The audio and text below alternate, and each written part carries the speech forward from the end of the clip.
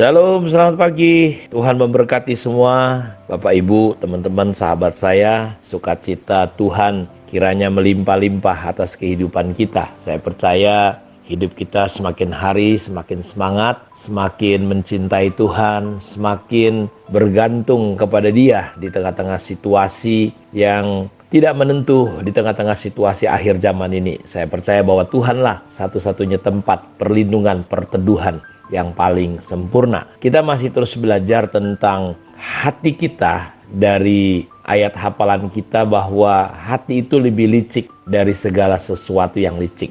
Hati yang membatu, siapakah yang dapat mengetahuinya? Jadi, kenapa hati orang bisa membatu dan bagaimana caranya supaya hati kita tetap lembut? Karena kalau kita pelajari tentang 4 model hati, ada hati yang modelnya seperti tanah di tepi jalan, tanah yang berbatu-batu, tanah yang bersemak duri, dan tanah yang subur. Dan kita sama-sama tahu bahwa firman Tuhan ditaburkan sama, tetapi firman Tuhan tidak membawa dampak hasil apapun. Contoh yang di tepi jalan itu langsung dimakan oleh burung. Yang di batu-batu, dia tumbuh, tetapi ketika matahari datang, dia tidak bisa bertahan. Lalu dia cuma sebentar aja lalu layu. Lalu ada yang dihimpit oleh semak duri, kecintaan akan dunia ini. Sehingga firman Tuhan yang luar biasa tidak punya dampak apapun. Nah, berbeda dengan tanah yang subur.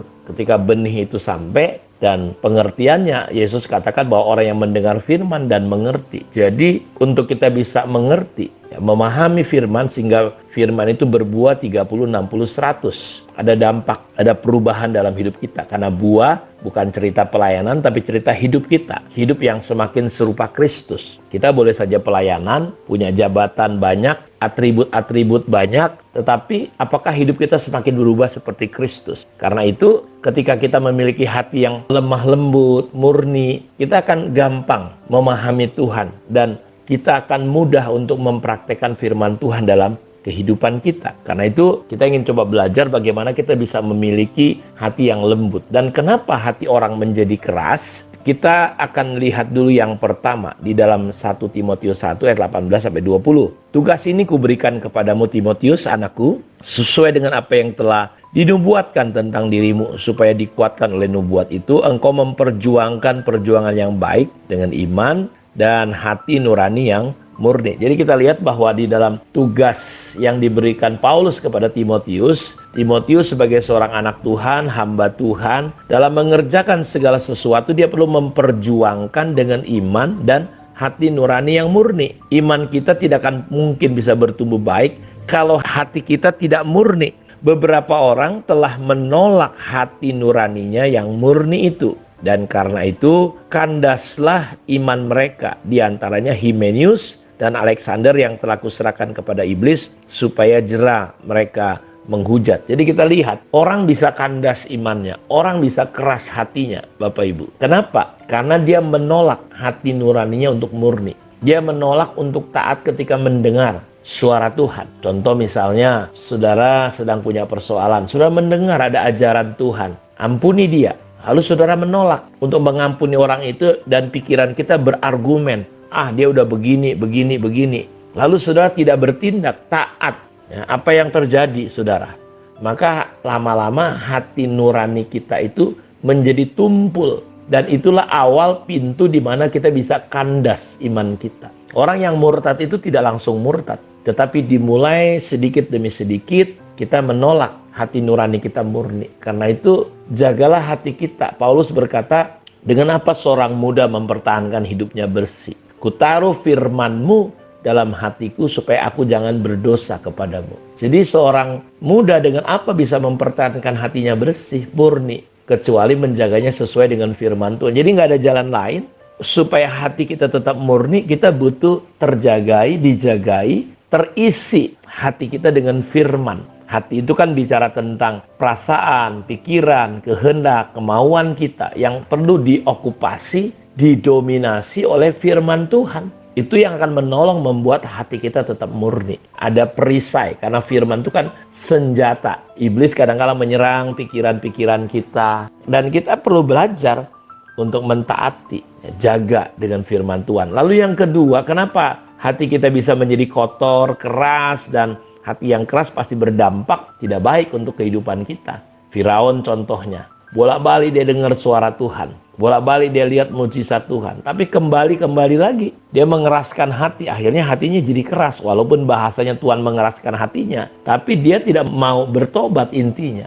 Nah, kita lihat di ayat yang lain dalam kitab Ibrani. Yang kedua adalah kenapa hati orang bisa jadi keras, menolak suara Tuhan, melawan. Dalam Ibrani pasal 3 ayat 7 dan 8, ayat 12 dan 13, ayat 15, 16, dan ayat 19 dampaknya. Di ayat 19, demikianlah kita lihat mereka tidak masuk katanya ke Kanaan.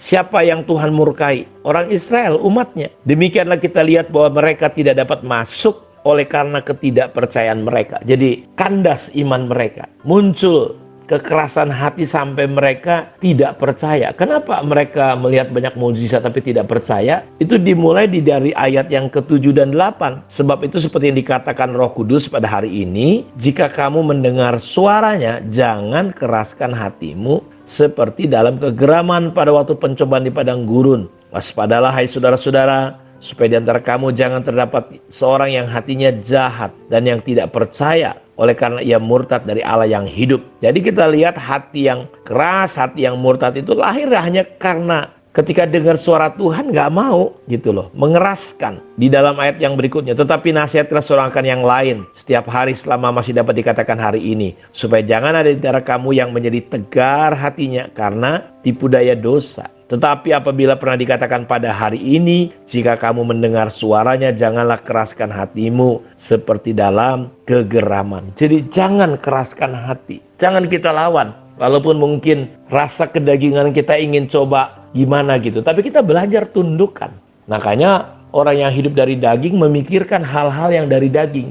Perkataannya, pikirannya, responnya daging. Orang yang hidup dalam roh, dia memikirkan hal-hal yang dari roh. Maka dari itu, inilah yang penting kita selalu memasukkan di pikiran kita, di perasaan kita. Supaya hati kita tidak jadi keras, tegar, sesat, dan akhirnya jadi membatu. Akhirnya kita tidak mudah percaya kepada Tuhan. Dan itu bahaya sekali. Akhirnya orang Israel gagal, tidak bisa masuk ke tanah Kanaan. Kenapa? Karena ketidakpercayaan. Kenapa tidak percaya hati jadi keras, membatu? Yaitu tadi diawali tidak mau mendengar. Jadi kuncinya adalah mendengar dan mentaati. Makanya di dalam Ulangan 28 ayat 1 dan seterusnya, jika engkau baik-baik mendengarkan suara Tuhan Allahmu, maka Allah akan mengangkat engkau tinggi-tinggi dan memberkati engkau. Ingatlah dalam segala perjalanan yang engkau lakukan. Dalam Ulangan pasal 8 ayat 1, 2, 3. Tuhan mau lihat reaksi hati kita. Apakah kita berpegang teguh? Respon kita, apakah kita tetap rendah hati? Menjaga hati kita. Lalu kita berespon seperti firman Tuhan.